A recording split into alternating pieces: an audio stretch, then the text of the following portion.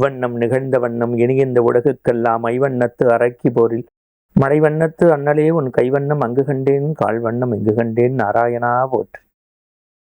ஆன்மீக அன்பர்களே, சங்கரா தொலைக்காட்சியின் இனிய நேயர்களே, நாள்தோறும் புலர்காலை பொழுதில் புதிய விடிகளில் வைகரை வணக்கத்தில் காஞ்சி மகா பெரியவருடைய தொடரில் பெரியவர் இந்த மண்ணுக்கு சொன்ன மகத்தான செய்திகள், அவர் வாழ்ந்த வாழ்க்கை நெறிகள், ஸ்ரீமடத்தினுடைய பெருமைகள், ஆச்சாரியர்களுடைய குரு பரம்பரா, அனுஷ பூஜையினுடைய மேன்மை என்று எத்தனையோ செய்திகளை செவிமடுக்கின்றோம். இன்றைய தினம் ஒவ்வொரு மடத்திற்கும் ஒரு கோட்பாடு உண்டு என்றாலும் நம்முடைய காஞ்சி ஸ்ரீமடத்தை போல சைவ வைணவ பேதமே கிடையாது. எத்தனை வைணவ பெரியவர்கள், எத்தனை உபன்யாசகர்கள், எத்தனை அற்புதமான படித்த பண்டிதர்கள் பெரியவர் மீது இந்த நாராயண பக்தர்கள் திருவேங்கடமுடையான தரிசிச்சுட்டு நேராக காஞ்சிபுரம் போய் பெரியவாளை பார்த்துட்டு இல்லத்துக்கு போவாங்களாம். அந்த காலத்துல அதை ஒரு வேள்வியாக வச்சிருந்திருக்காங்க.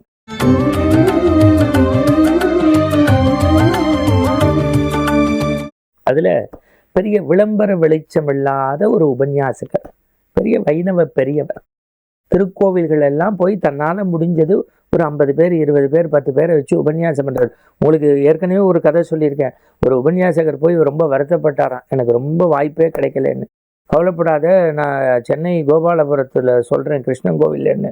போய் இந்த உபன்யாசகர் 7 நாள் பாகவதம் சொல்லியிருக்கார், பகவத்கீதை முடிச்சுட்டு சம்பாவனையெல்லாம் நல்லா பண்ணியிருக்கா. வந்து பெரியவாள்கிட்ட வருத்தமாக சொன்னாராம், என்னப்பா முதல் நாள் 20, அடுத்த நாள் 10, அடுத்த நாள் 7, 5, 2 இப்படி தான் இருந்தா, ரொம்ப வருத்தமாக போச்சு பெரியவா. அப்படியா?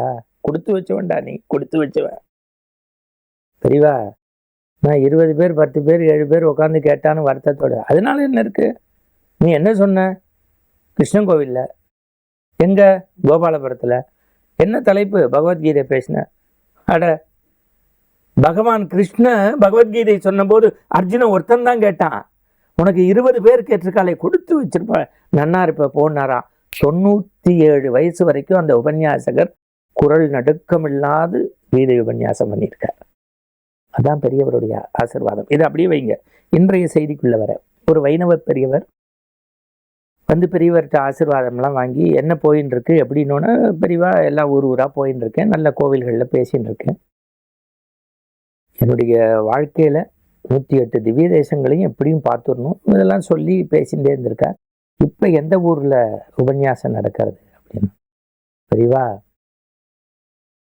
மாயவரத்தில் 3 நாள் பேச்சு முடித்தேன், இப்போ 3 நாள் திருப்பதிக்கு போகிறதுக்காக பிரேக் எடுத்துன்னு இருக்கேன், திருப்பியும் சனி ஞாயிறு திங்கட்கிழமை உபன்யாச பூர்த்தி. போனோன்னு என்ன தலைப்பு பேச போகிறேன்? ஜடாயு மோட்சம் பேச போகிறேன் பெரியவா. அவ்வளவுதான் அவ்வளவுதான் அவ்வளவுதான், எல்லா பணியும் நிறுத்திட்டார். கம்பராமாயணத்துல ஜடாயு மாதிரி ஒரு பாத்திரம் கிடையாது தெரியுமோ. 10,000 பாட்டை சத்தா தந்தவன் கம்பன்னு கவியரசு கண்ணதாசன் சொல்லுவார். ஆனா பெரியவா சொல்றா, ஜடாயு மாதிரி ஒரு சிறுபாத்திரத்தை கம்பன் எப்படி காட்டியிருக்கான் பாரு. ராவணன் யாரு? முக்கோடி வாழ்நாள் முயன்றுடைய பெருந்தவம் எக்கோடி யாராலும் வெல்லப்படாத ஆற்றலை உடையவன், வாரண பொருந்த மார்பு வரையனை எடுத்ததோள் நாரத முனிவர்க்கேற்ப நயம்பட உரைத்த நாவு தாரணி மௌலிபத்து சங்கரன் கொடுத்தவாள், எல்லாம் சரி. நான் காமத்தீ இருந்ததுனால சீதா பிராட்டிய பர்ணசாலையிலேருந்து எடுத்துன்னு போன போது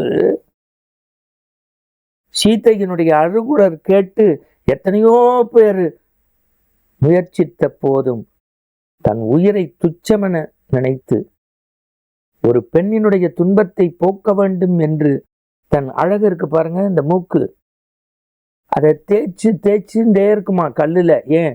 ஒளிர் உடையதாக வைக்க. அதனால்தான் ஒரு வரியில உண்டு, தேய்ந்து ஒளிர் துண்டத்தான். ஜடாயுக்கு தேய்ந்து ஒளிர் துண்டத்தான், தேய்ச்சு கல்லுல ஒளிர் உடையதா வச்சுட்டு இருக்குமா. ஏன்? பிற்காலத்துல ராவணனுடைய ஆயுதம் பட்டு அது துண்டா போறது தெரியல இருக்கு. சீதா பிராட்டிய தூக்கின்னு போகும்போது இந்த ஜடாயு போய் ராவணனுடைய இந்த ஆகாய புஷ்ப விமானத்துல போய் அவ்வளவு பிரச்சனை பண்ணதான், கொடிய வளைச்சுடுத்தான். யாரு?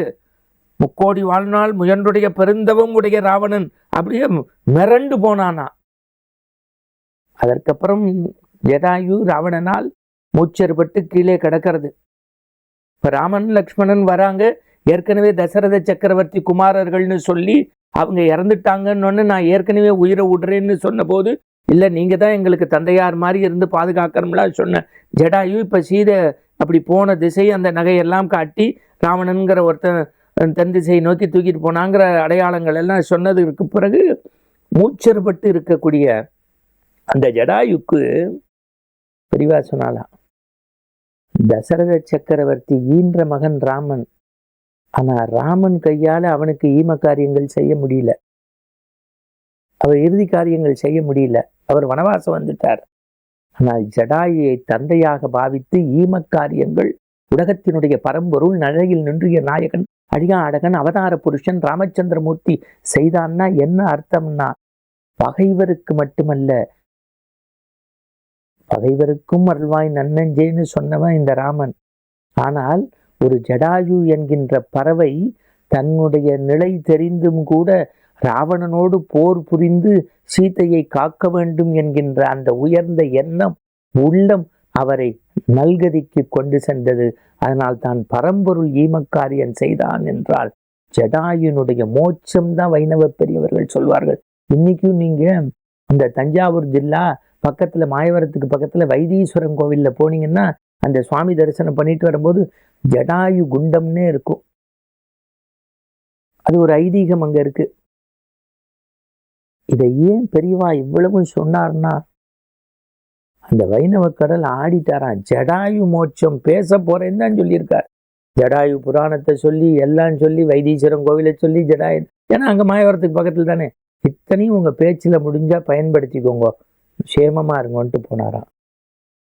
சார் திருக்குறள்னா திருக்குறள், பெரிய புராணம்னா பெரிய புராணம், ராமாயணம்னா ராமாயணம், எப்படி படிச்சிருப்பார், எங்க படிச்சிருப்பார்?